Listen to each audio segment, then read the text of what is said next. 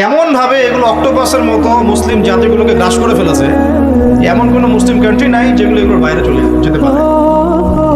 কারণ পুরো বিশ্বে মুসলিমরা এখন আগের মতো শক্তিশালী না, পুরো বিশ্বে মুসলিমরা আগের মতো শক্তিশালী নয়, এটাই বাস্তব। আমাদের সংখ্যা অনেক বেশি যদিও বা, কিন্তু বিশ্বের বড় বড় সেক্টর যেগুলো আমরা বলি, যেমন এই যে অস্ত্রশস্ত্র, মিলিটারি অ্যাফেয়ার্স, তারপরে আপনার ফাইন্যান্স, ব্যাংকিং সিস্টেম, হ্যাঁ, তারপরে এই যে জিও পলিটিক্যাল বিষয়গুলো, এগুলোতে পশ্চিমাদের দৌরত্ব বেশি, ওদের ডমিনেন্সটা বেশি। আমরা এই জায়গায় ছিলাম না এখন আছে?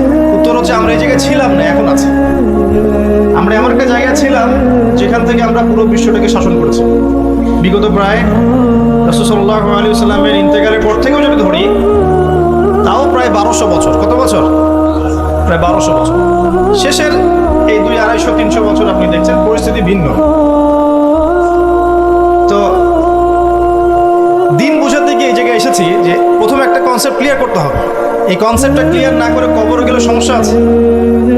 আমি বলছি, আপনাকে আমল করতে বলছি না, না আপনি আমল করতে যে পারবেন না আমি খুব ভালো করে জানি। 100% যে কথাটার উপর আমল করতে পারবেন না এই পরিস্থিতিতে, এটা আমি খুব ভালো করেই জানি। কিন্তু আমি আপনাকে কনসেপ্টটা ক্লিয়ার করতে বলছি, যে বিশ্বাসটা ক্লিয়ার করেন। বিশ্বাসটা হচ্ছে দিন কি পরিপূর্ণ জীবন ব্যবস্থা। আল্লাহ পাক ইসলামের মধ্যে এমন কোনো বিষয় নাই যা নাজিল করেন নাই। হয়তোবা আমি দুনিয়ার চাপে পড়ে হোক, বৈশ্বিক চাপে পড়ে হোক, আমি 100% পালন করতে পারছি না, এটা ডিফারেন্ট ইস্যু, এটা আলাদা কথা। কিন্তু আগে বিশ্বাসটা ক্লিয়ার করতে হবে যে দিন মানে হচ্ছে পরিপূর্ণ জীবন ব্যবস্থা, এটাই ইসলাম। আল্লাহ পাক কি এখানে ইবাদত বন্দেগীর হেদায়েত দেননি? কিভাবে নামাজ পড়বেন, রোজা রাখবেন, হজ করবেন, যাকাত দিবেন, তাসবিহ তাহলিল করবেন, জিকির আজকার করবেন, এই হেদায়েতগুলো কি ইসলামে নাই? আছে কি না? দ্বিতীয় দিকে আসেন, পরিবার চালাবেন, ইয়া আইয়ুহাল্লাযীনা আমানু কু আনফুসাকুম ওয়া আহলিকুম নারা, পরিবারের হেদায়েত নাই। মুসলিম হয়ে আমাদেরকে মৃত্যুবরণ করতে হবে। ইত্তাকুল্লাহ হাক্কা তুকাতিহি ওয়া লা তামুতুন্না ইল্লা ওয়া আনতুম মুসলিমুন, ব্যক্তি জীবনের হেদায়েত নাই। অর্থনীতিতে যাবেন, আল্লাহ বলছেন ফাআহাল্লাহু বাই'a ওয়া হাররামা রিবা, ইকোনমিক হেদায়েত নাই। জিওপলিটিকে যাবেন, আল্লাহ পাক বলছেন যে লা তাত্তাখিযুল ইয়াহুদা ওয়ান নাসারা আউলিয়া, ইহুদ এবং নাসারাদেরকে বন্ধুরূপে গ্রহণ করো না। বা'দুহুম আউলিয়াউ বা'দ, ওরা একে অপরের বন্ধু। জিওপলিটিক্যাল হেদায়েত পেলেন? পান নাই? আল্লাহ পাক বলছেন ফাহকুম বাইনান নাসি বিল হক, মানুষের মধ্যে হকের মানদণ্ডে বিচার ফয়সালা করো। ফয়সালা নাই?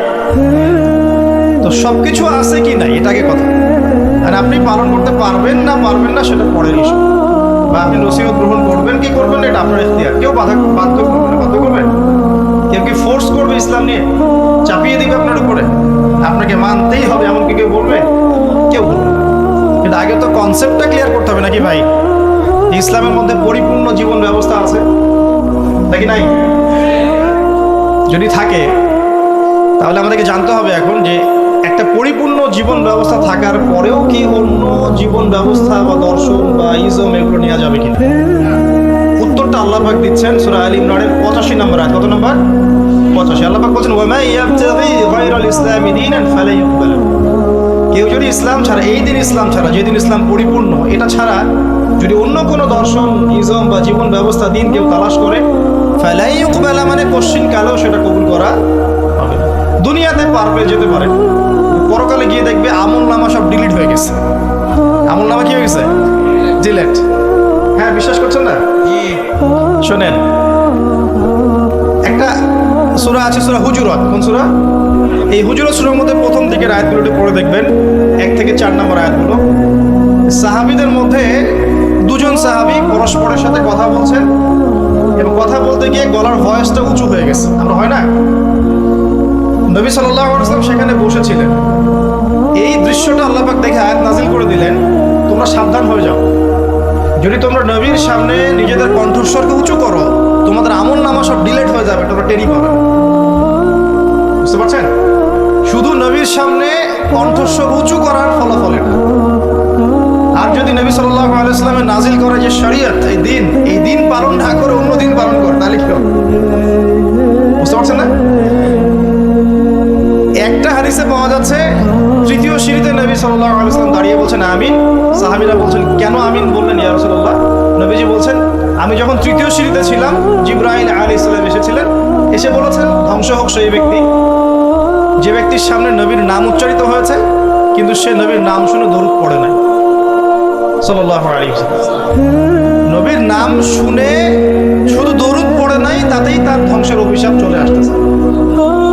আর একটু চিন্তা করেন যে নবীর উপরে কোরআন এবং সুন্নাহ নাজিল হয়েছে, যে কোরআন সুন্নাহ পরিপূর্ণ ইসলাম রিলিজিয়ন জীবন ব্যবস্থা, এটা বাদ দিয়ে কেউ যদি অন্য মতবাদ ইসলাম দর্শন তালাশ করে তার আমল নামা টিকবে? কমন সেন্স কি বলে টিকবে? দেখেন কমন সেন্সের অভাব থাকলে মানুষ কি করে? আল্লাহ পাক বলছেন যে তোমরা আল্লাহকে ভয় করো। সূরা বাকারা পড়ে দেখেন 279 থেকে 83 পর্যন্ত 4টা আয়াত পড়ে দেখেন। আল্লাহ পাক বলছেন তোমরা আল্লাহকে ভয় করো এবং সুদ ছেড়ে দাও। কি ছেড়ে দাও? যদি না ছাড়ো তাহলে ফাযানু বিহারবিন মিনাল্লাহি ওয়া রাসূলিহি, তাহলে আল্লাহ এবং তার রাসূলের সাথে যুদ্ধের ঘোষণা শুনে রাখো। একটু আগে শুনলেন নবীর নাম শুনে দরুদ না পড়লেই তার অভিশাপের ফয়সালা হয়ে গেছে।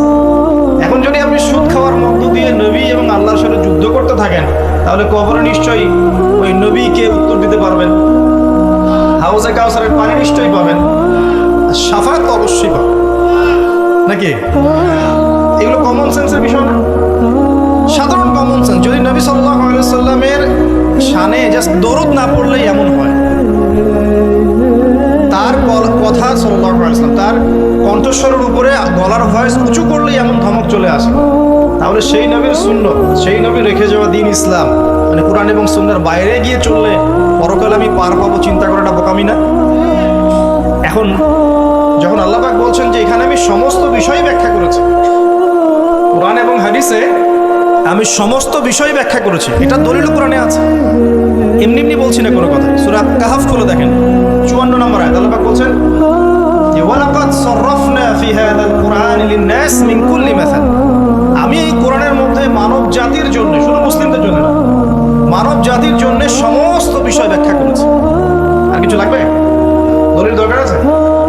এই একই আয়াত সূরা বনী ইসরাঈলের মধ্যেও আছে, একই আয়াত। তো আল্লাহ বলছেন একমাত্র গ্রহণযোগ্য দিন আল্লাহর কাছে কোনটা বলেন? ইসলাম। ইসলাম মানে কি? আত্মসমর্পণ। ইসলাম মানে কি?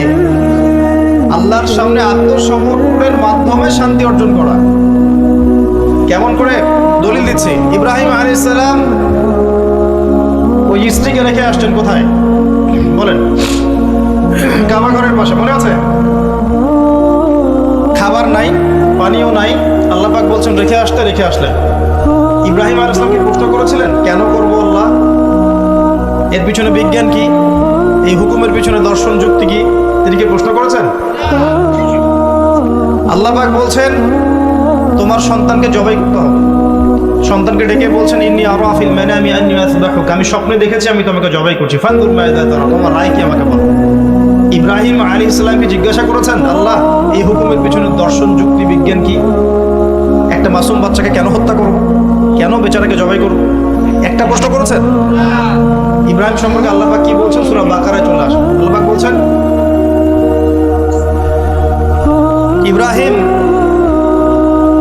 তাকে যখনই কোনো বিষয়ের আদেশ করা হয়েছে, যখনই ইয ক্বালা লাহু রাব্বুহু আসলিম, যখনই তার রব তাকে বলেছেন আসলিম মানে আত্মসমর্পণ করো, ক্বালা আসলামতু লিরাব্বিল আলামিন, তিনি বলেছেন আমি জগৎ সমূহের প্রতিপালক আল্লাহর সামনে আত্মসমর্পণ। একটা প্রশ্নও করেন নাই, এই যে ইসলাম, এই যে মুসলিম। আর ইব্রাহিম আলাইহিস সালামই এই জাতির নাম করেছেন কি? করেন নাই? বুঝতে পারছেন? ইব্রাহিমের মতো মুসলিম হতে হলে তো সামি'না ওয়া আতা'না মানে শুনলাম মানলাম, ব্যাস এতটুকু। এখন আল্লাহ পাক বলছেন দিনটা পরিপূর্ণ, আল্লাহ বলছেন যে এই দিন ছাড়া অন্য দিন গ্রহণযোগ্য হবে না, আল্লাহ বলছেন যে তার সামনে আত্মসমর্পণ করতে, আত্মসমর্পণ করলে পরে আপনি শান্তি পাবেন ইনশাআল্লাহ। এর নাম ইসলাম মানে শান্তি। ইসলাম মানে ওই শান্তি নয় বলে কিছু মানুষ ইসলামে শুধু সৎ কাজের আদেশ, ফজিলত আর ফজিলত বলতে হবে। শুধু কি ফজিলত বলাই কাজ ইসলামের? সৎ কাজের আদেশ করাটাই ইসলাম, অসৎ কাজে নিষেধ করতে হবে না? সৎ কাজে আদেশ করলে তো কেউ কখনো জেল ছুলি ফাঁসির শিকার হতো না, হতো? সারা জীবন যদি ফজিলতের বয়ান করতে থাকি, সুবহানাল্লাহ বললে এত নেকি হয়, আলহামদুলিল্লাহ বললে এত নেকি হয়, আল্লাহু আকবার বললে এত নেকি হয়, কোনো বাধা বিপত্তি আসবে নাকি? আপনার নামে সমালোচনা হবে নাকি? যখন হক কথা বলা শুরু করবেন তখন সমস্যা। নবী সাল্লাল্লাহু আলাইহি ওয়াসাল্লামকে যুবকের 23 বছর মার খেতে হলো কেন? দাঁত শহীদ হলো কেন? তার এই ভ্রুর নিচে এভাবে কড়া ঢুকিয়ে দেওয়া হলো কেন? উহুদের মাঠে তাকে আঘাত সহ্য করতে হবে। নবী সাল্লাল্লাহু আলাইহি ওয়াসাল্লামকে সারা জীবনে 15টা গালি খেতে হয়েছে। কয়টা? সিরাত পড়েন, আর রাহিকুল মাখতুম বইগুলো, এই ধরনের বইগুলো পড়ে দেখেন, 15টা গালি খেতে হয়েছে। আমাদের নবীজির চেয়ে ভালো কোনো মানুষ আছে নাকি? সেই মানুষকে জীবনে 15টা গালি খেতে হয়েছে। বলছে মানুষ যে আপনি হচ্ছেন কাদ্দাব, মিথ্যা, মহামিথ্যাবাদী। কাদ্দাব মানে শুধু মিথ্যাবাদী না, মহামিথ্যাবাদী। আপনি হচ্ছেন নাউযুবিল্লাহ সাহের, জাদুকর। আপনি হচ্ছেন ফারিকুল জামাত, জামাত বিভক্তকারী, ঐক্য বিনষ্টকারী। বুঝতে পারছেন না কথা? উনি বলছেন যে মাজনুন, পাগল ব্যক্তি, মাজনুন। কোরআনকে বলছে শয়তানের বাণী, নাউযুবিল্লাহ। তাকে নাকি জিন ভর করেছে, জিন ছাড়ানোর জন্য একজন এসেছিল, জিমাদ আল-আজদি তার নাম। সে খবর পেয়েছে নবী সাল্লাল্লাহু আলাইহি ওয়াসাল্লাম কোরআনের মধ্যে কিছু বলে বেড়াচ্ছেন। তার ধারণা যে নবী সাল্লাল্লাহু আলাইহি ওয়াসাল্লামকে জিন আক্রমণ করেছে, নাউযুবিল্লাহ। সে এসে বলছে, শুনেন ঘটনাটা খুব মজার। সে এসে বলছে যে মুহাম্মদ কোথায়? মক্কায়। সবাই দেখিয়ে দিল, ওই যে কাবা ঘরে বসে আছে। তিনি গিয়ে বলছেন যে আমি অনেক জিনগ্রস্ত মানুষের চিকিৎসা করেছি, আপনার কি সমস্যা একটু বলেন তো, আমি আপনার চিকিৎসা করতে আসছি। তখন নবী সাল্লাল্লাহু আলাইহি ওয়াসাল্লাম কি বললেন জানেন? তিনি বলছেন, এই যে এটা বলছেন, ইন্নাল হামদুলিল্লাহ নাহমাদুহু ওয়া নাস্তাঈন মান ইয়াহদিহিল্লাহু ফালা মুদিল্লা লাহু ওয়া মান ইউদ্লিল ফালা হাদিয়া লাহু ওয়া আশহাদু আন লা ইলাহা ইল্লাল্লাহ ওয়া আশহাদু আন লা ইলাহা ইল্লাল্লাহ ওয়াহদাহু লা শারীকা লাহু ওয়া আশহাদু আন্না মুহাম্মাদান আবদুহু ওয়া রাসূলুহু আম্মা বা'দ। এই পর্যন্ত এসেছেন। এতটুকু শোনার পরে এই জিমাদ আল-আজদি তিনি বলছেন যে আচ্ছা কি বললেন আরেকবার বলেন তো।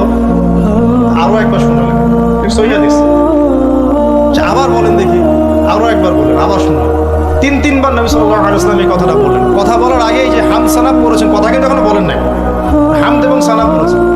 3বার বলার পরে জিমাদ আল-আজদি তিনি বলছেন যে আল্লাহর কসম, আমি জীবনে বহু জিনগ্রস্ত মানুষকে দেখেছি, জাদুগ্রস্ত মানুষকে দেখেছি, কিন্তু আপনার এই যে কথাগুলো শুনে মনে হচ্ছে যে সাগরের গভীর থেকে বের হয়ে আসছে। এবং দিন তিনি কালিমা পড়ে মুসলিম হয়ে গেলেন। এটা বিখ্যাত ঘটনা, জিমাদ আল-আজদির ঘটনা। তো নবী সাল্লাল্লাহু আলাইহি ওয়াসাল্লাম সবচেয়ে পবিত্র চরিত্রের মানুষ হওয়া সত্ত্বেও তাকে জীবনে 15টা গালি খেতে হয়েছে। আমি আরো করেছি, স্টাডি করেছি, দেখেছি তাকে প্রায় 16 বার হত্যার চেষ্টা করা হয়েছে। কতবার? প্রায় 16 বার। মক্কা মদিনা উভয় ক্ষেত্রেই। মক্কার তো নির্যাতন আপনারা জানেনি, গলার মধ্যে চাদর পেঁচিয়ে দেওয়া হয়েছে, পিঠের উপর উঠে নাড়ি ভুড়ি চাপিয়ে দেওয়া হয়েছে, হয় নাই? একজন থুতুও দিতে চেষ্টা করেছিল নবী সাল্লাল্লাহু আলাইহি ওয়াসাল্লাম।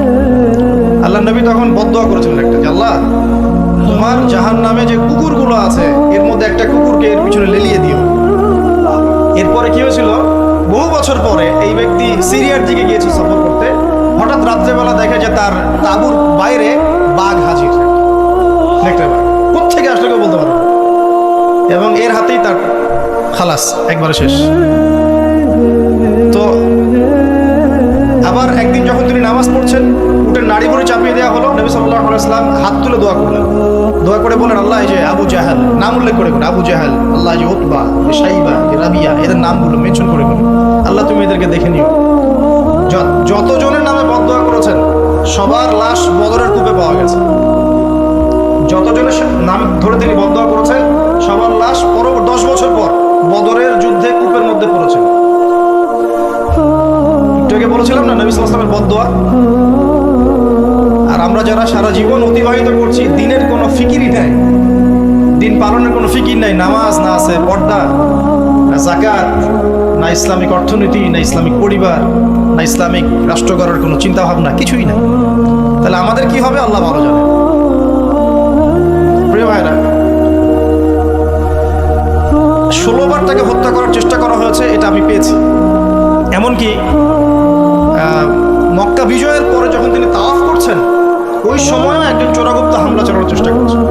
এখন আমাকে উত্তর দেন, নবী সাল্লাল্লাহু আলাইহি ওয়াসাল্লাম এত পুত পবিত্র চরিত্র অধিকারী মানুষ হওয়া সত্ত্বেও মানুষ কেন তাকে গালি দেয়, কেন তাকে হত্যার চেষ্টা করে? কি কারণ? কারণ একটাই, লা ইলাহা ইল্লাল্লাহর দাওয়াত এমন দাওয়াত, এটা খালি মুখের জিকিরের দাওয়াত নয়। লা ইলাহা ইল্লাল্লাহর দাওয়াত মানে আল্লাহ পাকের জমিনে আল্লাহ পাকের পূর্ণ বিধান চলবে, অন্য কিছুই চলবে। আর এই সৎ কাজের আদেশ অবশ্যই এরকম বাধা বিপত্তি আসতেই হবে। যদি না আসে বুঝতে হবে এটা কোনো দাওয়াতই হচ্ছে না, জাস্ট একটা গোলালু মার্কা দাওয়াত হচ্ছে। আমি নিজেও ফিল করি যে আমি আসলে কি করতেছি, এখন কি দাওয়াত দিচ্ছি মানুষকে, কি বলবো আর কি বলবো না, মানুষকে কি বোঝাচ্ছি, আর আমি বা কতটুকু যোগ্য, কে কান্ডারি হবে, কারা কে নেতৃত্ব দিবে, কোথা থেকে আসবে এমন নেতা যারা সারা বিশ্ব জুড়ে ইসলাম প্রতিষ্ঠা করবে। কি করছি আমরা আসলে, কতটুকু বলতে পারছি, কতটুকু বলতে পারছি না। ফজিলত তো বর্ণনা করে রাত পার হয়ে যাবে সবকিছু, কিন্তু আপনি যখনই সুদের, ঘুষের, জেনার, মদের এইসব বিরুদ্ধে কথা বলবেন তখন তো আপনি টিকতে পারবেন না। তাহলে দ্বীন ইসলাম পরিপূর্ণরূপে পালন করতে হবে, এই দায়িত্ব সবাই নিজের কাঁধে নিয়ে নেন। অন্যের দায়িত্ব বাদ দেন, নিজের দায়িত্বটাকে নিয়ে নেন নিজের। যে আমি আল্লাহর জমিনে আছি, 60-70 হয়তো 100 বছর বাঁচবো, আল্লাহু আ'লাম, ঠিক আছে। আর যে যুগ পড়েছে এত বছরও মানুষ বাঁচবে কিনা আল্লাহ ভালো জানে, তাই না ভাই? এই কিছুদিন আগে করোনা এসেছিল, এক ধোঁয়ায় কতগুলো মানুষকে ধুয়ে দিল না, ধুয়ে দেয় নাই? জি, আচ্ছা। আরো আসতেছে, আমি দেখলাম গত 3 দিন আগে একটা নিউজ দেখেছি, সাইবেরিয়া একটা অঞ্চল আছে না, সাইবেরিয়া, এটা বরফে ঢাকা, এর নিচে কয়েকশো হাজার বছর আগের ভাইরাসগুলো এখন আস্তে আস্তে জীবিত হচ্ছে নাকি, নিউজ করেছে দেখবেন। কয়েকশো হাজার বছর আগের মাটির এই বরফের নিচে চাপা পড়া ভাইরাসগুলো আবার নাকি জীবিত হচ্ছে। এটা নিয়ে আবার বিজ্ঞানীরা শঙ্কা করছেন যে মহামারী আসতে পারে। তো এই পৃথিবীতে 100 বছর বাঁচার মানে আসলে খায়েশ রাখাটা ঠিক হবে না, এত লম্বা হয়তো হায়াত আমাদের হবে না, আল্লাহ ভালো জানেন আমাদের কথা। তো এখন বিষয়টা হচ্ছে যে এই যে হায়াতটুকু আল্লাহ পাক দিয়েছেন, তার মধ্যে তো 30-40 বছর অলরেডি চলেই গেল আমাদের, হয়তো সামনে পড়ে আছে 10-20 বছর, আল্লাহু আ'লাম। এখন নিজের উপর যদি নিজের ফরজিয়াতটা না নিয়ে আসে যে আমার দায়িত্ব দ্বীন ইসলাম পরিপূর্ণরূপে পালন করা, তাহলে সমস্যা না ভাই। মানুষের কথা বাদ দেন, কবরে তো একাই যাওয়া লাগবে নাকি? যার যার কবরে তো একাই যাওয়া লাগবে। স্ত্রী সন্তান, বাবা মা, আত্মীয় স্বজন, নেতা নেত্রী যাবে নাকি কবরে? যারা আজকে আমাদেরকে মোহগ্রস্ত করে রেখেছে, মোহগ্রস্ত বোঝেন, দুনিয়ার মায়া মোহর মধ্যে ব্যস্ত করে রেখেছে, কেউ কি যাবে? একটা হাদিস পড়লেই চোখে পানি চলে আসে।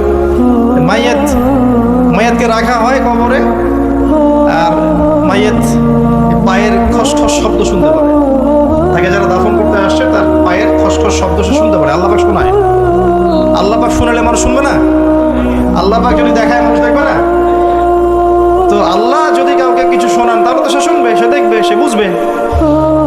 এরপরে যখন তারা চলে যায় তখন সে একা নিথর পড়ে থাকে।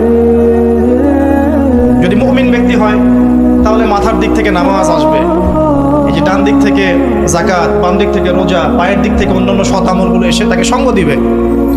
ফেরেশতারা প্রশ্নোত্তর পর্ব করবেন, সে ইনশাআল্লাহ তাআলা বুক ফুলি উত্তর দিয়ে দিবে ইনশাআল্লাহ। এখন দেখেন, এই যে প্রশ্ন করা হবে মান রব্বুক, কে তোমার রব? দুনিয়াতে যে আল্লাহর দ্বীনই পালন করছে না, সেই উত্তর দিতে পারবে নাকি? মান রব্বুক, কে তোমার রব? আল্লাহর সাথে দুনিয়াতে শিরিক করছে, তো শিরিকের পাপে থাকলে কি মান রব্বুক উত্তর দিতে পারবে? জিজ্ঞেস করা হবে মায়া দিন, তোমার দিন কি? যে দিন ইসলাম আংশিক মানে, আংশিক মানে না, উত্তর দিতে পারবে? আল্লাহ পাক বলছেন উদখুলু ফিস সিলমি কাফা, তোমরা পরিপূর্ণরূপে ইসলামে প্রবেশ করো। আল্লাহ কি বলছেন আংশিক রূপে প্রবেশ করো? বরং আংশিকতার শাস্তি আল্লাহ পাক বলছেন। সূরা বাকারা পড়ে দেখেন, 85 নম্বর আয়াত, নাম্বার বলে দিলাম 84-85। আল্লাহ বলছেন আফাতুমিনুনা বিবাদিল কিতাবি ওয়া তাকফুরুনা বিবাদ, তোমরা কি আল্লাহর কিতাবের কিছু অংশ মেনে চলবে আর কিছু অংশকে ছেড়ে দিবে?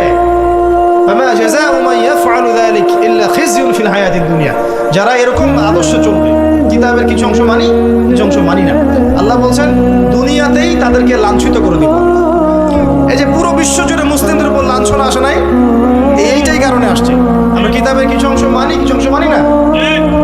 কিতাবের কিছু অংশ আমরা মানি ঠিকই, কে বলছে নামাজ রোজা হজ যাকাত আমরা মানি না? আমরা মানি তো, কিন্তু সুদটা ছাড়তে যান, দেখেন মানে কিনা। সুদের করাল গ্রাসে এই পুরো বিশ্বের অর্থনৈতিক সিস্টেমটা এখন হুমকির মুখে পড়ে আছে। এই যে প্রবাসীরা আপনারা এখানে আছেন, অনেকে আপনাদের রেমিটেন্স থেকেই তো চলে রিজার্ভ, এটা একটা অন্যতম সোর্স। ইকোনমিক সেকশনে পড়াশোনা করেন বা করেছেন তারা জানেন। তো এই পরিশ্রমের ফসল, মাথার ঘাম পায়ে ফেলে কি অবর্ণনীয় কষ্ট সহ্য করে যেই কাজগুলো করে মানুষ। আমরা যতবার অ্যাব্রোডে গিয়েছি, যাওয়ার সুযোগ হয়েছে, আমরা দেখেছি প্রবাসীদের যে কি কষ্ট, খাওয়ার কষ্ট, থাকার কষ্ট, ঘুমের কষ্ট। সুবহানাল্লাহ। কয়েকদিন আগে আমি কক্সবাজার একটা সফর ছিল, ওখানে যে একদম শেষ পয়েন্ট যেটা নাফ নদীর সামনে টেকনাফ, ওই পর্যন্ত আমরা একটু ঘুরতে গিয়েছিলাম ঘোরার জন্য। ওখানে বিজিবিদের ক্যাম্প, বিজেপি সদস্যদের ক্যাম্প আছে। কি যে অবর্ণনীয় কষ্ট স্বীকার করে তারা সীমান্ত পাহারা দেয়, কল্পনা করতে পারো। এত কষ্ট। 4 থেকে 5 ঘন্টা ঘুমানোর সময় পায়, 24 ঘন্টা কি 30 ঘন্টার মধ্যে। তার মধ্যে 1 ঘন্টা সময় দেওয়া হয়, 1 ঘন্টার মধ্যে তার খাওয়া, গোসল, তার যে ইস্তেঞ্জা, তার বাসায় কথাবার্তা বলে 1 ঘন্টা। ওই যেখানে দাঁড়িয়ে আছে ওইখানেই দিন হচ্ছে, রাত হচ্ছে। খুব ভালোবাসা তারা আমাকে, আলহামদুলিল্লাহ। আমাকে বলছে যে আপনার লেকচার শুনি, মাশাআল্লাহ। তো আমাদের কষ্টের কথাগুলো একটু বললেন মানুষকে। তো বললাম যে আপনাদের কষ্টের কথা মানুষকে বললে মানুষ বুঝবে না। কখন বুঝবে? যখন তাদেরকে ওই জায়গায় দাঁড় করা দেওয়া। যারা উপরে আছে ওদেরকে একবার করে ডিউটি দেওয়াবেন, তাহলে বুঝবে যে কষ্ট থাকে। বুঝতে পারেন নাই? সেনাবাহিনীর সদস্যদের যে কষ্ট, এগুলো আপনারা বুঝবেন। পুলিশ প্রশাসনের ভাইরা আছে না, যে কষ্ট করে, এই কষ্টগুলো মানুষ আসলে কি জন্য করছি আমরা? উত্তর কি? যদি এই কষ্টের উদ্দেশ্য হয় শুধুই দুনিয়া, তাহলে এই কষ্ট দুনিয়া দিয়ে শেষ হয়ে যাবে। আর যদি এই কষ্টের উদ্দেশ্য হয় দুনিয়া এবং পরকাল, যে আমি এর সাথে দিনের স্বার্থ জড়িত থাকে, প্রত্যেকটা সেকেন্ড আপনি নাকি পাবেন ইনশাআল্লাহ। একটা হাদিস এসেছিল, ওনাদেরকে শোনাইছে হাদিসটা, যে একটা হাদিস এসেছে যে মুসলিম রাষ্ট্রের সীমান্ত পাহারা দেওয়ার জন্য যারা এভাবে বিনিদ্র রজনী কাটায়, তারা এই যে তাহাজ্জুদ গোজার, সওম পালনকারীদের সমান নেকি পায়। ওই অবস্থা যদি ইন্তেকাল হয়ে যায়, শহীদ হয়ে যাবে ইনশাআল্লাহ। তো দেখেন ভাই, এই যে পরিপূর্ণ জীবন ব্যবস্থার কথা বলছি, প্রবাসীদের কথা থেকে এখানে আসছিলাম, যে তাদের যে কষ্ট, আমরা দোয়া করি যে আল্লাহ পাক তাদের যেন কষ্টগুলো লাঘব করে দেন এবং তাদের পরিবারগুলোকে আল্লাহ পাক যেন ইসলামিক পরিবার রূপে কবুল করেন। অনেক সময় দেখা যায় যে প্রবাসের স্বামী এদিকে বাসায় স্ত্রী পরকীয়া করতেছে, দেখেন নাই? কত ঘটনা এরকম ঘটতেছে। এরকম নিমক হারাম মহিলাদের সাথে সংসার করবেন না। সুন্দর মতো বসবেন, বসে সেপারেট করে দিন। এসব নিয়ে চলার কোনো মানে হয় না। আপনি প্রবাসে গিয়ে মাথার ঘাম পায়ে ফেলে রেমিটেন্স পাঠান, টাকা পাঠান, আপনার টাকা দিয়ে পরিবার চলে, সমাজ কল্যাণমূলক কাজ হয়, দেশের জিডিপি বাড়ে, রিজার্ভ বাড়ে। আপনার পরিবারের বউ বসে এই কাজ করবে, শান্তভাবে বসে চুপচাপ ছেড়ে দিন, দরকার নেই। দুনিয়াতে একটা শিক্ষা নিয়েছি, দুনিয়ার শিক্ষা হচ্ছে দুষ্ট গরুর চেয়ে শূন্য গোল অনেক ভালো। দুষ্ট গরুর চাইতে শূন্য গোল অনেক ভালো। আর মানুষ যখন আল্লাহকে পেয়ে যায়, হ্যাঁ, মানুষ যখন আল্লাহকে পেয়ে যায়, তখন সে দুনিয়ার আসল বাস্তবতা বুঝতে পারে, দুনিয়া কি জিনিস। আলী রাদিয়াল্লাহু আনহু একটা বই পড়ছিলাম, ওনার যে মানে দর্শনগুলা, ওনার যে চিন্তাভাবনাগুলো, ওনার কিছু লেখা ছিল, কিন্তু এগুলো সব জায়গায় আসে নাই। এই বইগুলো সবাই পায় না, কিন্তু রেয়ার বই। ওখানে দুনিয়ার এক্সাম্পল দিচ্ছেন তিনি বলছেন দুনিয়া এমন জায়গা যেখানে কেউ যদি ডুব দেয়, সমুদ্রে ডুব দেওয়ার মতো জাস্ট ডুব দেয়, তাহলে তার আমল, যত নেক আমল, সব আমল কমে আসবে। এটা কিন্তু বাস্তব। দুনিয়াতে ডুব দিবেন আপনি, দেখবেন আপনার নেক আমলগুলো কমে আসতেছে। তিনি বলছেন দুনিয়া হচ্ছে সাপের মতো। কেমন? সাপের মতো। ধরতে নাকি খুব সফট লাগে, ধরতে খুব, স্পর্শ করতে সফট মনে হয়, কিন্তু এর বিষ যদি একবার ঢুকে দেয় শরীরে, আর রেহাই নাই। কথাগুলোর গভীরতা অনেক। এক জায়গায় লিখছেন উনি যে আমি 2 শ্রেণীর মানুষকে নিয়ে খুব সমস্যা আছে। এক শ্রেণী হচ্ছে যারা জাহেল আবেদ, মানে ইবাদত করে, অনেক ইবাদত করে কিন্তু জাহেল, জ্ঞান নাই কিন্তু ইবাদত করে, এদেরকে নিয়ে আমি খুব সমস্যা আছে। আর এক শ্রেণী হচ্ছে যারা ব্যক্তিত্বহীন আলেম, এদেরকে নিয়ে আমি সমস্যা আছে। আলেম কিন্তু কোনো ব্যক্তিত্ব নেই, এই জন্য মানুষ তার কাছে আসে না, দূরে সরে যায়। ব্যক্তিত্বহীনতার কারণে অনেক আলেম থেকে মানুষ দূরে সরে যায়, কিন্তু একজন আলেম যদি ব্যক্তিত্বশীল হয়, মানুষ তার কাছে আসে। খেয়াল করে দেখবেন। তো উনি বলছেন আমি এই 2 শ্রেণীর মানুষকে নিয়ে সমস্যা আছে। আর পড়তে শুরু করলে মনে হয় যে পড়তেই থাকি। বলছেন যে আমি অনেক জায়গায় ঘুরলাম, অনেক কিছু দেখলাম, শুনলাম, বুঝলাম, শেষে গিয়ে বুঝলাম যে মানুষ শুধু স্বার্থের জন্যই মানুষের কাছে থাকে। ভালোবাসাকে বাড়াতে চাও, ভালোবাসাকে বাড়াতে চাও, তাহলে মানুষের সাথে খুব বেশি মেলামেশা করতে চাও। একটু কম মেলামেশা করো, একটু দূরত্বে থাকো, তোমাকে মানুষ ভালোবাসবে। আর তুমি যদি খুব বেশি ডুব দাও না, তখন তোমার মূল্য আর ব্যক্তিত্ব নষ্ট হয়ে যাবে। এক একটা কথা কতগুলো বলে শেষ করবো, অনেক আছে। এক পর্যায়ে তিনি ফাতিমা রাদিয়াল্লাহু আনহার যে ইন্তেকাল, এই ইন্তেকালকে নিয়েও দুটো লাইন লিখেছেন। এই লাইনগুলো পড়তে গিয়ে চোখ দিয়ে পানি চলে আসছে। তিনি বলছেন, তোমাকে কতদিন দেখি না, কতদিন ছুঁয়ে দেখি না, কতদিন তোমার কাছে যাই না। সবাই বলে তুমি আমার থেকে দূরে, কিন্তু সত্যি কথা হচ্ছে তুমি আমার কলিজার ভিতরে আছো। এমন করে লিখেছেন ফাতিমা রাদিয়াল্লাহু আনহা সম্পর্কে। হে আমার প্রিয়তমা, তোমাকে কতদিন দেখি না, তোমার চেহারা কতদিন দেখি না, তোমাকে কতদিন ছুঁইতে পারি না। হ্যাঁ, সবাই বলে তুমি আমার থেকে দূরে চলে গেছো, কিন্তু আমি জানি তুমি আমার কলিজার বক্ষ পিঞ্জরে আছো। লিখেছে কবিতা। তো আপনারা একটু পড়াশোনা করবেন। স্পেশালি আমি আপনাদের এনকারেজ করি যে চার খলিফার জীবনী অবশ্যই পড়বেন। চার খলিফার জীবনী পড়বেন, সাহাবীদের জীবনী পড়বেন। তারা কিভাবে দিন শিখেছেন, বুঝেছেন, পালন করেছেন, প্রচার করেছেন, দিনের জন্য কত ত্যাগ স্বীকার করেছেন, এগুলো পড়বেন। আমি খুব রিকোয়েস্ট করি আপনাদেরকে যে আপনারা ইতিহাস পড়বেন। রাসূল সাল্লাল্লাহু আলাইহি ওয়াসাল্লামের জীবনী থেকে শুরু করে একদম অটোমান এম্পায়ার পর্যন্ত ইতিহাসগুলো পড়ে দেখেন, কিভাবে ইসলাম আজকে এই জায়গায় আসছে আপনি চিন্তাই করতে পারবেন। কত চড়াই উতরাই পেরিয়ে যে ইসলাম আজকে এই জায়গায় আসছে আপনি চিন্তাই করতে পারবেন। প্রিয় ভাইরা, আমাদের নবীজি সবচেয়ে ভালো মানুষ হওয়া সত্ত্বেও তাকে কিন্তু গালি খেতে হয়েছে এবং হত্যার চেষ্টাও করা হয়েছে। মনে রাখবেন, শুধু সৎ কাজের আদেশ করার নাম ইসলাম নয়, শুধু আংশিক বিষয় পালন করার নাম ইসলাম নয়, অসৎ কাজের নিষেধের নামও ইসলাম, এবং আল্লাহ নিষেধগুলো ছেড়ে দেওয়ার নাম ইসলাম। আল্লাহ পাক এটাই বলছে সূরা বাকারা 84-85-তে, তোমরা কি কিতাবের কিছু অংশ মানো, কিছু অংশ মানো না। ফামা জাযাউ মান ইয়াফআলু যালিকা ইল্লা খিজয়ুন ফিল হায়াতিদ দুনিয়া, দুনিয়াতেই আমি লাঞ্ছিত করে দেব এমন অপরাধ করলে। ইয়াউমাল কিয়ামা ইউরাদ্দুনা ইলা আশাদ্দিল আযাব, কিয়ামতের মাঠে সবচেয়ে যন্ত্রণাদায়ক শাস্তি এদেরকে দেওয়া হবে। কাদেরকে? যারা কিতাবের কিছু অংশকে মানি, কিছু অংশ মানি না। পারি না পারি, আগে আকীদা পরিষ্কার রাখবো যে ইসলামের প্রত্যেকটা বিষয়ের হেদায়েত আছে, এটাই চূড়ান্ত দিন। এর বাইরে কোনো দিন আল্লাহর কাছে গ্রহণযোগ্য হবে না। কেউ চর্চা করলে তা কশ্চিনকালেও কবুল করা হবে না। এবার আসেন, এর ভিত্তি কি? এর ভিত্তি হচ্ছে দুইটা। কয়টা? দুইটা। দুইটা থেকে আরো দুইটা এসেছে, এই দুইটা হচ্ছে মূল। নবী সাল্লাল্লাহু আলাইহি ওয়াসাল্লাম বলছেন, তারাক্তু ফিকুম আমরাইন, আমি তোমাদের মাঝে রেখে গেলাম মাত্র দুটো বস্তু। কয়টা বস্তু? দুটো বস্তু। লান তাদিল্লু মা তামাসসাকতুম বিহিমা, তোমরা কশ্চিনকালেও পথভ্রষ্ট হবে না যতদিন পর্যন্ত এই দুটাকে আঁকড়ে ধরে থাকবে। কোন দুটা? এক নাম্বার আল কিতাবুল্লাহ, আল্লাহর কিতাব। দুই নাম্বার ওয়া সুন্নাতে নবীহি, তার নবীর সুন্নত। তো কোরআন এবং সুন্নত মিলেই কোরআন এবং হাদিস নয় কি? আচ্ছা, এখন আমাদের সামনে নবীজি নাই, আমাদের সামনে সাহাবায়ে কেরাম নেই, আমাদের সামনে তাবে তাবিঈন, চার ইমাম কেউই নাই, ওলামায়ে কেরাম আছেন, আর আমাদের সামনে আছে কোরআন এবং হাদিসের কিতাবগুলো। এই তো ইসলাম আমরা দেখছি, তাই না? এর বাইরে তো আমরা দেখতে পাচ্ছি না। সাহাবীরা না হয় সরাসরি নবীকে দেখে দিন পালন করেছেন, তাই না? তারপরের জেনারেশন সাহাবীদেরকে দেখে করেছে, তারপরের জেনারেশন তাবেঈদের দেখে করেছে। আমরা তো কাউকেই দেখতে পাচ্ছি না। আমরা দেখছি কোরআন এবং হাদিসের কিছু কিতাব এবং ওলামায়ে কেরাম সামনে আছে। এই তো, এই দুইটা হচ্ছে ভিত্তি। এখন এখান থেকে আরো দুটো এসেছে, একটা হচ্ছে ইজমা, একটা হচ্ছে কিয়াস। এই দুটোও ইসলামের।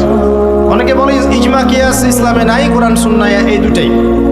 ইজমা এবং কিয়াস গুরুত্বপূর্ণ, কারণ ইজমা, সাহাবীদের ইজমা, এটা একটা খুব গুরুত্বপূর্ণ জিনিস, এবং কিয়াস ছাড়া আপনি অনেক মাসআলা বের করতে পারবেন। ইয়াবার শব্দ কোরআনে আছে না নাই? ইয়াবা নাম শুনেছেন? শুনেন নাই? না শুনলেই ভালো। তো এই শব্দটা কি কোরআনে আছে নাকি? নাই। কোরআনে মাদকের কথা আছে। কিসের কথা? মাদক। এখন কিয়াস দরকার নাই। এই যে একটা মাসআলা, একটা মূলনীতিকে কেন্দ্র করে আরেকটা মাসআলাকে বের করা, ইজতিহাদ করার যে মূলনীতিগুলো, এগুলো কিয়াস থেকে আসে। এটা কিয়াস। এটা ছাড়া আপনি অনেক মাসআলাই বের করতে পারবেন না সমসাময়িক। তো অবশ্যই কোরআন, সুন্নাহ, ইজমা, কিয়াস চারটাই লাগবে। এখন কথা হচ্ছে, এইগুলো তো আর আমরা সরাসরি পালন করতে পারবো না। পারবো? বুঝাচ্ছি, একটু বোঝেন।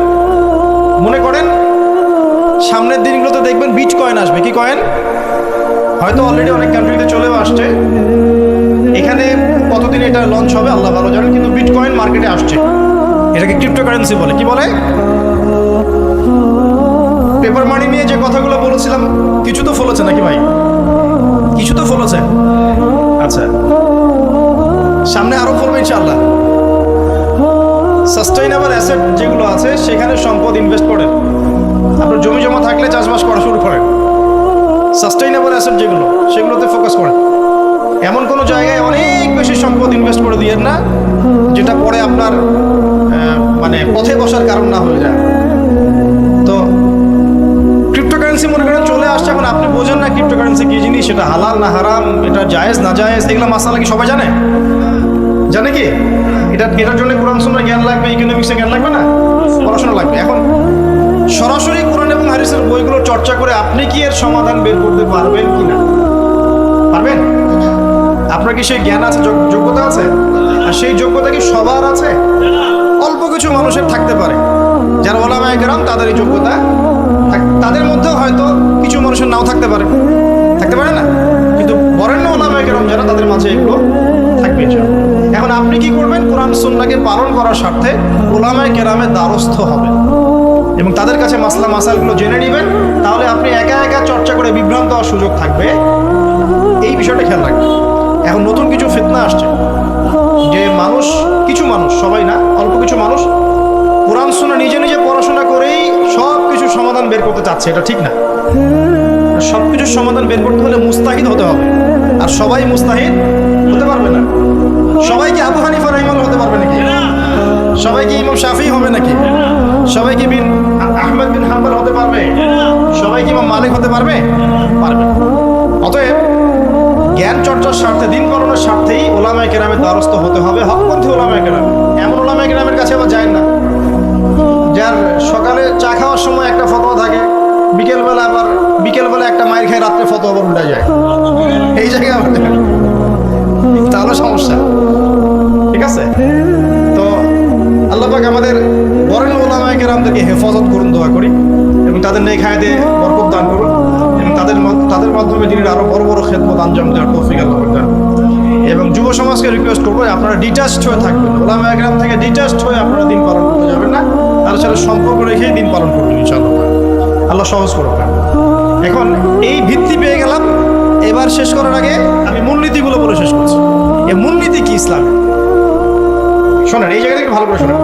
নবী সাল্লাল্লাহু আলাইহি ওয়াসাল্লাম বসে আছেন মসজিদে। একজন ব্যক্তি আসলেন, ব্যক্তির গায়ে ধবধবে সাদা জামা, চুলগুলো কুচকুচে কালো, এবং তাকে মদিনার কেউ চিনে না। লা ইউরা আলাইহি আসারুস সাফর, তার গায়ে সফরের কোনো চিহ্ন দেখা যাচ্ছে না। তিনি আসলেন, এসে নবী সাল্লাল্লাহু আলাইহি ওয়াসাল্লামের হাঁটুর সাথে হাঁটু লাগিয়ে দিয়ে বসে পড়লেন। বসে নবীজিকে 4টা প্রশ্ন করলেন। কয়টা প্রশ্ন?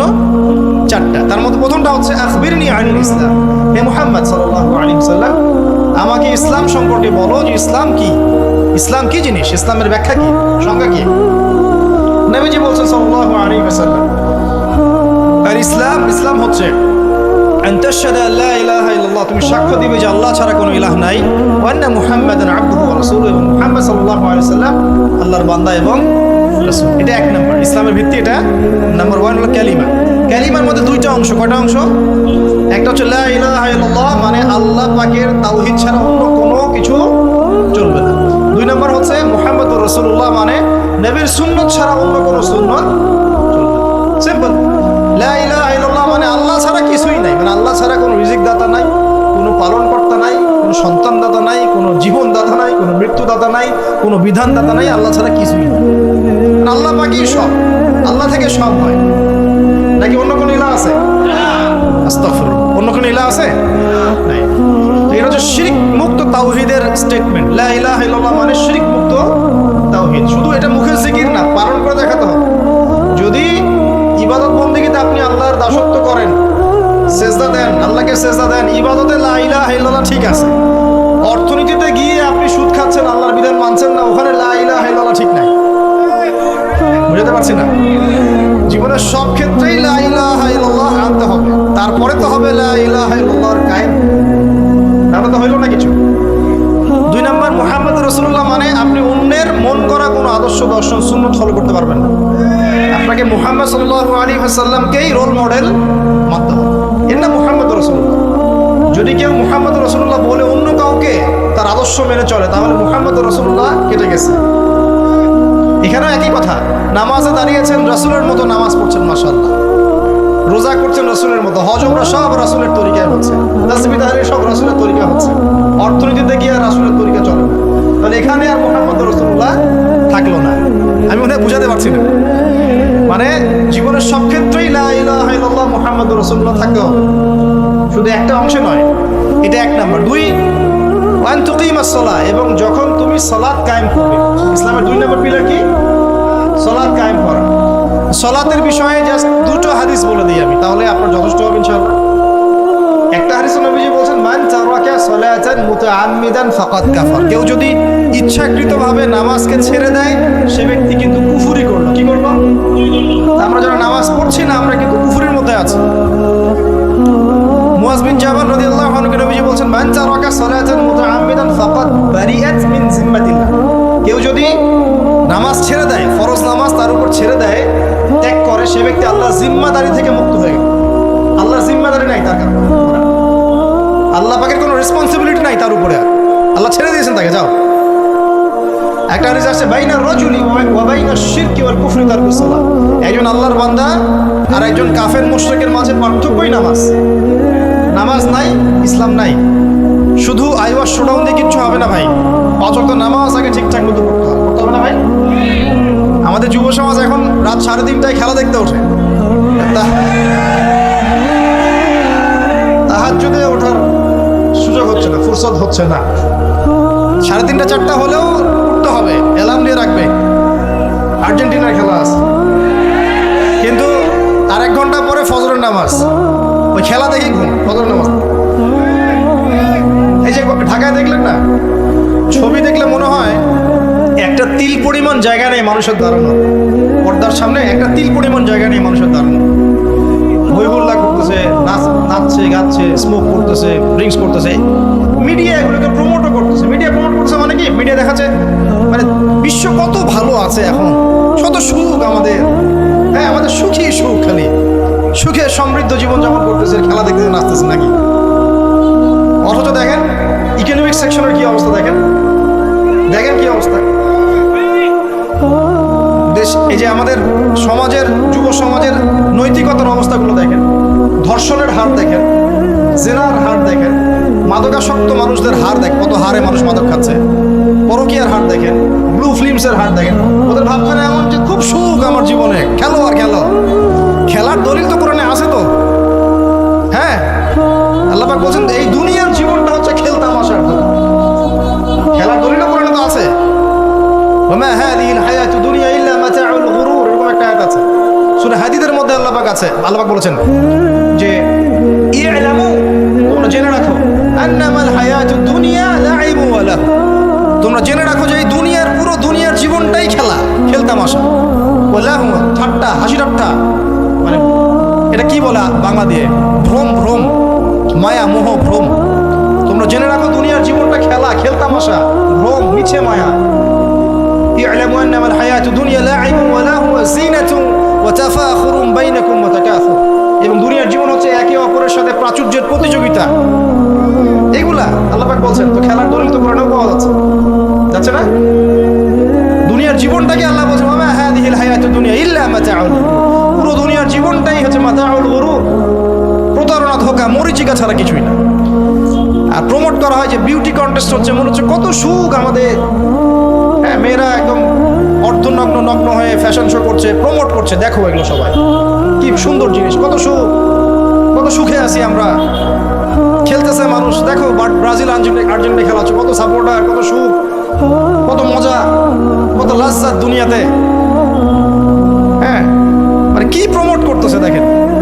মানে রিয়েলিটি, একটা কথা বলেছি অনেক লেকচারে যে এই ফিতনাময় যুগ, দাজ্জালের যে যুগটা হবে না, ওই যুগে বাস্তবতা আর ভিজুয়াল ওয়ার্ল্ড হবে আকাশ পাতাল পার্থক্য। মানে যা আপনি দেখবেন সেটা সত্য না, ভিতরের বিষয়টা সত্য, যেটা আপনি দেখতে পাচ্ছেন। যা আপনি দেখবেন সেটা সত্য না, যা সত্য তা আপনি দেখতে পাচ্ছেন। এটা হবে দাজ্জালের যুগ। কেমন? খিদিরের মতো। নৌকা ফুটা করলেন কেন? সন্তান হত্যা করলেন কেন? বাচ্চা হত্যা করলেন কেন? আর এই যে দেয়াল নির্মাণ করলেন কেন? 3টা ক্ষেত্রে মুসা আলাইহিস সালাম ভেটো দিচ্ছেন, খিদির আলাইহিস সালাম বলছেন যে এর পিছনে কারণ আছে। কারণ আছে না? দাজ্জালের যুগটা এমন হবে, বাহ্যিকভাবে যেটা দেখছেন চোখ দিয়ে এটা সত্য নয়, ভিতরে যেটা আছে ওটা সত্য। ভিতরটা সবাই দেখতে পারবে, দেখতে হলে খিদির হতে হবে, ভিতরটা গেছে, সমাজের কাঠামোই ভেঙে গেছে আমাদের। এখন নারী পুরুষের যে ফাংশন চেঞ্জ হয়ে গেছে, ধর্ষণের হার দিন দিন বেড়ে গেছে, ইফটিজিং বেড়েছে, বেপরদামি বেড়েছে, নগ্নতা বেড়েছে, মাদক বেড়েছে, পরকীয়া বেড়েছে, কচি কচি বাচ্চা কাচ্চা মেয়েগুলোকে ধরে ধরে ধর্ষণ করা হচ্ছে। সমাজের কাঠামোই চেঞ্জ হয়ে গেছে, সমাজের সমকামিতা বেড়েছে, প্রচুর সমকামী, খেলতামাশা, দুনিয়ার জীবনটা খালি খেলতামাশা। আর আমাদের এই যুব সমাজ যাদের হাতে ইসলামের ভবিষ্যৎ আছে, ওদেরকে এইদিকে মোহাগ্রস্ত করে রেখে দেওয়া হচ্ছে। এরা নামাজ পড়ে না, কোরআন তেলাওয়াত করে না, আলেম ওলামার সাথে কোনো সহবত নাই, কোনো সম্পর্ক নাই, হাদিসের কিতাব নাই বাসায়, দাড়ি নাই, ইসলামিক লেবাস পোশাক নাই, ইসলামিক মূল্যবোধ নৈতিকতা নাই, আল্লাহ রাস্তায় সময় দেওয়ার কোনো মানসিকতা নাই। এই যুবক ছেলেপেলেগুলোকে নিয়ে নাচতেছে মিডিয়া। কি করবে এরা দেশের জন্য? যারা এরকম অন্য একটা রাষ্ট্র, যে রাষ্ট্র আমাকে চিনেই না, ওর খেলায় সে হুজুকে লাফায়, এ দ্বারা রাষ্ট্রের উন্নয়ন হবে নাকি? জীব কথা বলেন, এইসব লোকজন দ্বারা রাষ্ট্রের উন্নয়ন হবে নাকি? যখন আমরা এই খেলতামাশায় ব্যস্ত আছি, দেখবেন পশ্চিমারা ঠিকই ওদের উদ্দেশ্য বাস্তবায়ন করছে। কি ঝোঁকে ঝোঁকে একটা কথা আছে না, হিন্দুদের সাথে আমরা মিশতাম ছোটবেলায়, আমাদের বন্ধু ছিল অনেকে, বলতো ঝোঁকে হরি বল, একটা কথা বল, ঝোঁকে ঝরে বক পরে ফকিরের কেরামতি বলে একটা কথা আছে না, মানে হুজুকে মাথা আবেগে ভাসতেছে। কি আশ্চর্য একটা অবস্থা, কি আশ্চর্য! মানে এত সুখে আছি আমরা, এতই সুখ, খাবার, পানি, বাসস্থান, বেকারত্ব, কত সমস্যা নিয়ে ভুগতেছি আমরা, এতই সুখ যে বিশ্বকাপে নাচতে হবে আমাদেরকে। আবার এটাকে মুসলিম কান্ট্রির মধ্য দিয়ে জায়েজ করে নেওয়ার একটা পায়তারা চলছে। আয়োজন করেছে এক মুসলিম কান্ট্রি, খেলেছে আর এক মুসলিম কান্ট্রি। হ্যাঁ, এবার এটাকে দলিল নিয়ে এসে এটাকে জায়েজ করে একটা টেন্ডেন্সি চলছে, ফাইজলামি শুরু করছে। অথচ যেখানে যেখানে এগুলো হচ্ছে, তার পাশে ইয়েমেন পড়ে আছে, তার পাশে সিরিয়া পড়ে আছে, যেখানে লক্ষ লক্ষ মানুষ না খেয়ে পড়ে আছে। ইয়েমেনে লক্ষ লক্ষ শিশু না খেয়ে মরতেছে এখন। 2013-14 সাল থেকে নিয়ে 2022 পর্যন্ত প্রায় 3.5 লক্ষ মানুষ মারা গেছে ইয়েমেনের এই ঘটনাগুলো, গৃহযুদ্ধ এবং এই যে আরব কান্ট্রিগুলোর মধ্যে কনফ্লিক্টের মধ্যে, এবং প্রায় 60% সেখানে বাচ্চা কাচ্চা। আপনি এত টাকা পয়সা খরচ করে এগুলো আয়োজন আমরা প্রমোট করতেছি, এর 5% টাকা ওদেরকে দিলেই তো ওদের 3 বেলার খাবার হতো। সিরিয়ার মানুষগুলোকে দেখেন কি, ওখানে তো ওটা রঙ্গমঞ্চ হয়ে গেছে, মানে যে যার স্বার্থ এখানে ঢুকে। ওখানে ইসরায়েলও ঢুকছে, আমেরিকাও ঢুকছে, তুরস্কও ঢুকতেছে, ওখানে আগে রাশিয়া ছিল, ওখানে বাশার আল আসাদ সরকার, সব মিলে জগা খিচুড়ি অবস্থা একটা। মানুষের মানবতা, জীবনযাত্রা নাই, জীবনের কোনো মূল্য সেখানে নেই। প্রচুর মানুষ, ছোট ছোট ছেলেপেলে দেখবেন না খেয়ে ওখানে মারা, উদ্বাস্তুর মতো তাঁবুর নিচে জীবনযাপন। এটা দেখেন না চোখে? ওখানে একটা খেলা, হুদাই একটা খেলা নিয়ে এত লাফালাফি করতেছে, পাশে এতগুলো মানুষ না খেয়ে মারা যায়, কোনো খবর নাই। নিজে ভরপেট খাই, প্রতিবেশী অনাহারে থাকে, মুমিন হবে? কিসের ইসলাম ফলো করতেছি আমরা আসলে? আমরা যে ইসলামটা ফলো করতেছি এটা পশ্চিমাদের শেখানো ইসলাম। আমরা রাসূলুল্লাহ সাল্লাল্লাহু আলাইহি ওয়াসাল্লামের শেখানো ইসলাম ফলো করতেছি। আমার স্ট্রেট কাট কথা একটা, আমরা যে ইসলামটা ফলো করতেছি এটা হচ্ছে পশ্চিমাদের শেখানো ইসলাম। রাসূলুল্লাহ সাল্লাল্লাহু আলাইহি ওয়াসাল্লামের ইসলাম ফলো করলে আজকে আমাদের অবস্থাগুলো হতো না। আল্লাহ পাক আমাদেরকে বোঝার তৌফিক দান করুন। আমি শুধু ফাযাক্কির ইন্নামা আনতা মুযাক্কির, আল্লাহ পাক যে বলেছেন তুমি উপদেশ দাও, তুমি শুধু উপদেশ দাতা, লাস্তা আলাইহিম বিমুসাইতির, কারোর প্রতি তুমি দারোগা নাও, আমরাও কারোর প্রতি দারোগা নই। কিন্তু পুরো বিশ্বের প্রেক্ষাপটটাকে কোরআন সুন্নাহ দিয়ে ব্যাখ্যা করার দায়িত্ব আমাদের। কেউ গ্রহণ করলে করবে, না করলে করবে না। যে তার কবরে সে যাবে, আমার কবরে আমি যাবো, সিম্পল, শেষ। সত্যটা স্পষ্ট করতে হবে। প্রিয় ভাইরা, পরিপূর্ণ দিন পালন করেন। যুবকদেরকে বলবো, দেখুন শেষ করার আগে বলে দেই, নামাজ ছাইরেন না, লা ইলাহা ইল্লাল্লাহর উপর থাকেন, মুহাম্মদ রাসূলুল্লাহ, নামাজ ছাইরেন না। আপনার উপরে অনেক দায়িত্ব আছে, উম্মতে মুহাম্মাদের অনেক জিম্মাদারি আপনার কাঁধে আছে। নিজেকে চিনতে শেখেন। আপনি 8-10টা বিধর্মীদের মতো নন, আপনি একজন মুসলিম যুবক, আপনার উপরে অনেক দায়িত্ব আছে। আপনাকে আল্লাহ পাক ওই খেলায় বাঁশি বাজানো আর রং তামাশা করার জন্য সৃষ্টি করেন নাই। আর এই বিষয়ে আমি আপনার চেয়ে একটু হলেও বেশি বুঝবো, কারণ আমরা জানি এর ভিতরের গল্পগুলো কি। এখানে বড় একটা জুয়া থাকে, জুয়া, এখানে পুরো বড় একটা বিজনেস এবং জুয়া থাকে, এটা আপনারা বুঝবেন না। তো এই জন্য আপনাদেরকে আল্লাহ পাক সৃষ্টি করেন নাই। নিজেকে চিনতে শেখেন, আপনি কে, আয়নার সামনে দাঁড়ান, আপনি একজন মুসলিম যুবক, আপনার অনেক দায়িত্ব আছে। আল্লাহ পাক আপনাকে অনেক দায়িত্ব দিয়ে পৃথিবীতে পাঠিয়েছেন। জ্ঞান অর্জন করেন, আলেমুল আমার কাছে সোহবতে থাকেন, কানেকশনে থাকেন, বইপত্র পড়াশোনা করেন, আমল বাড়িয়ে দেন, হালাল রিজিক খান, পরিবারের আদর্শ ঠিক করার চেষ্টা করেন, সমাজের কল্যাণে কিছু করার চেষ্টা করেন, সমাজ কল্যাণমূলক কিছু কাজ করার চেষ্টা করেন। আল্লাহ পাক তৌফিক দেন। উম্মতের জন্য কিছু করেন। উম্মতের জন্য করার মানুষ এখন খুব বেশি নাই, কিন্তু এখন সেই যুগ না যে যুগে উমর রাদিয়াল্লাহু আনহু যুগ চলছে এবং সারা বিশ্বে মুসলিমরা একদম দাপটের সাথে জীবনযাপন করছে। এখন সেই যুগ না, তো সবার দায়িত্ব আছে, নিজেকে চিনতে শেখেন প্রিয় ভাই। আল্লাহ পাক তৌফিক দেন। এরপরে যাকাতের কথা আছে। যাকাত ইসলামিক অর্থনীতির ভিত্তি। যাকাত যখন ফরজ হয়ে যাবে অবশ্যই আমরা দেওয়ার চেষ্টা করবো ইনশাআল্লাহ। রমজান মাসে সাওমের কথা আছে। রমজান মাস সামনে আসছে, মার্চ মাসে ইনশাআল্লাহ। রমজান আসার আগেই কোরআন পুরো একদম তেলাওয়াত করা শিখে নেবেন। পুরো রমজানে কোরআন তেলাওয়াত চলবে ইনশাআল্লাহ। আল্লাহ তৌফিক দান। এবং শেষে আছে হজ। যদি আপনি সামর্থ্যবান হন তখন হজ করবেন। আর হজের মূল চেতনাই হচ্ছে কিন্তু ইব্রাহিমী চেতনা। এই যে আপনি কাবা ঘর দেখছেন, সাই করছেন, হ্যাঁ, আরাফার মাঠ, এই জামজাম, ওই যে মাকাম ইব্রাহিম, সবগুলো কোন পরিবারের সাথে সম্পৃক্ত? ইব্রাহিম আলাইহিস সালাম। এই যে তাওহীদপন্থী মানুষ যিনি ছিলেন মুসলিম, যাকে আল্লাহ পাক বলছেন ইয ক্বালা লাহু রাব্বুহু আসলিম, যখনই আল্লাহ পাক বলছেন আত্মসমর্পণ করো, ক্বালা আসলামতু লিরাব্বিল আলামিন, তিনি বলেছেন আমি জগৎ সমূহের প্রতিপালকের কাছে আত্মসমর্পণ করলাম। ইব্রাহিম আলাইহিস সালামের একটা স্টেটমেন্ট দিয়ে আমরা আজকের লেকচার শেষ করি। আমরা এই পৃথিবীতে থাকবো অল্প কয়েকদিন, আমাদের এখানে উদ্দেশ্য আছে থাকার, আমাদের উপর দায়িত্ব আছে, আমাদের হাতে কোরআন সুন্নাহ আছে, ওলামায়ে কেরাম আছেন, ইসলাম পালন করব, বুঝবো, ছড়াবো, প্রচার করব এবং প্রতিষ্ঠার চেষ্টা করব। এবং প্রত্যেকটা কাজের মূল পিছনের গল্পটা থাকবে এই একটা। সবসময় মাথা রাখবেন, ইন্না সলাতি ওয়া নুসুকি ওয়া মাহইয়ায়া ওয়া মামাতি লিল্লাহি রাব্বিল আলামিন, নিশ্চয়ই আমার সালাত, আমার স্যাক্রিফাইস, আমার যত কুরবানি, আমার জীবন, আমার মরণ, সবকিছু কার জন্যে? আল্লাহ পাক আমাদের সবার সালাত, স্যাক্রিফাইস, জীবন মরণকে আল্লাহর পথে কবুল করুন, আমিন। আজকের মতো এখানে শেষ করছি। সুবহানাকাল্লাহুম্মা ওয়া বিহামদিকা আশহাদু আল্লা ইলাহা ইল্লা আনতা আস্তাগফিরুকা ওয়া আতুবু ইলাইক। আসসালামু আলাইকুম।